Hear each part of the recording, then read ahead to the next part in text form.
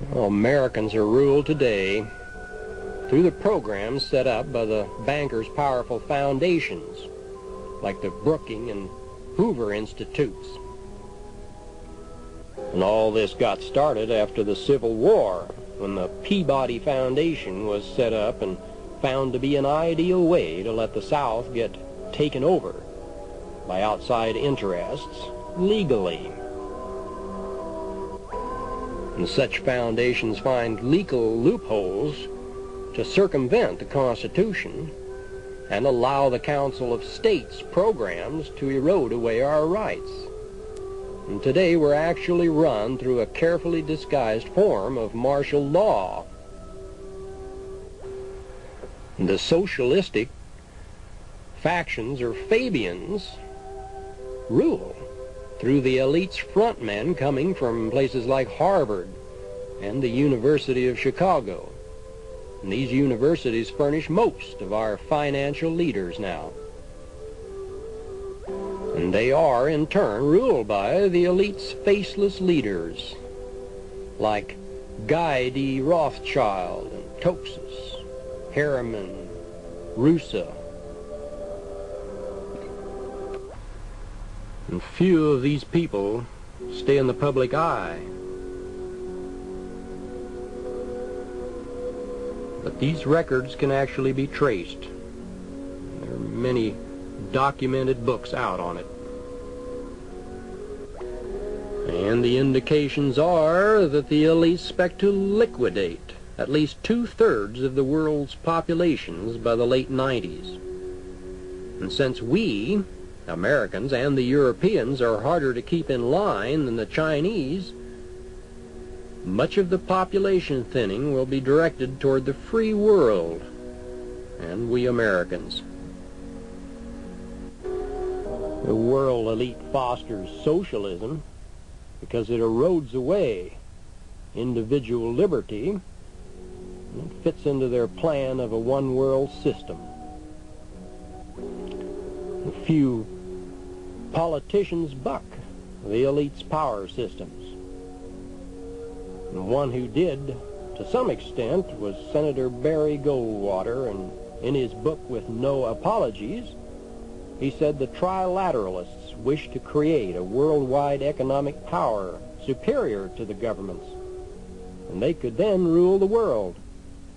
He said they wanted political, monetary, and intellectual and ecclesiastical control. And the Trilateral Commission was the brainchild of the elites. Brezhnev, in his book Between Two Ages, tells us that Americans will eventually get a new monetary system and a much lower standard of living. And when given the choice between a dictatorship and social disorder, he felt we Americans would choose an authoritarian form of government. Well, every goal of the trilateralists and elite has been toward more control and less freedom. And little wonder that the Arabs are not all ruthlessly attacking the West, because actually the bankers used the oil-rich Arabs in a clever scheme in recent years to grab much of the world's mineral wealth.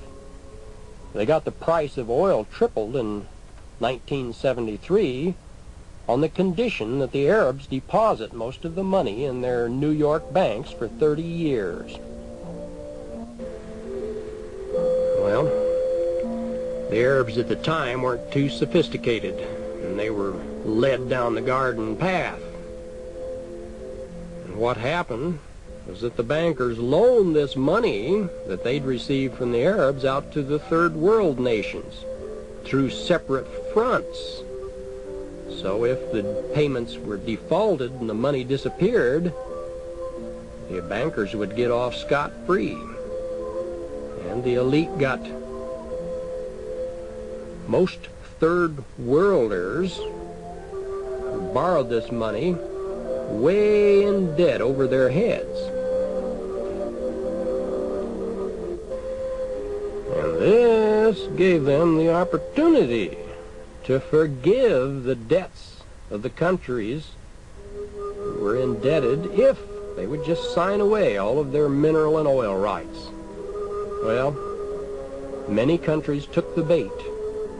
And the rulers, though, like Marcos of the Philippines, who didn't, got deposed pretty quickly. Might add that the Mohammedans who follow Muhammad, shown here, do not have interest. They consider it usury. And of course, Moses and the early Christians taught that usury was wrong, and today, of course, we Christians are being used by the elite and their banking systems that brought in usury. Something to think about.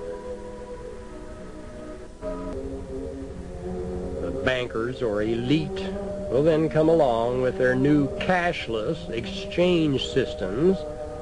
They'll financially enslave the entire Western world if they get their way. And for a time then, the elite and their systems will probably rule the world with a heavy hand. And the third world people and dissenting freedom fighters will be exterminated by the millions. It's interesting to note that among the elite are a few individuals who follow the secret occult practices that give their movement energy and power. Typical are a couple of dozen space flights, putting the Star Wars programs in place. 7 astronauts were sacrificed on purpose in this program. Star Wars, I might point out, is mostly concerned with processing banking data on individuals in the upcoming moneyless system to be introduced. Only about 40% of the system has anything to do with defense. The elite are intertwined with organizations like the Masons and Golden Dawn, and every president of the United States ever had except Lincoln was a Freemason. Albert Pike, the man who wrote the Mason's Scottish Rite, stated that Lucifer was the god of Freemasonry. Something to think about. It's obvious that very few lower degree Masons have any idea of what Masonry's higher goals are. From a very ancient mystery school, it's possible that Masonry was infiltrated and distorted from its original principles.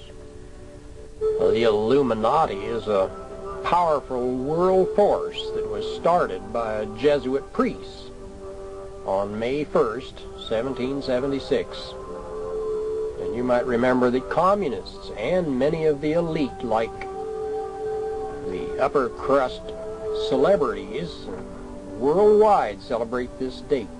Kings, popes, and rulers have tried to drive the Jesuits from their domains, knowing what they were up to, but the Jesuits remain powerful beyond the recognition of most conspiracy researchers.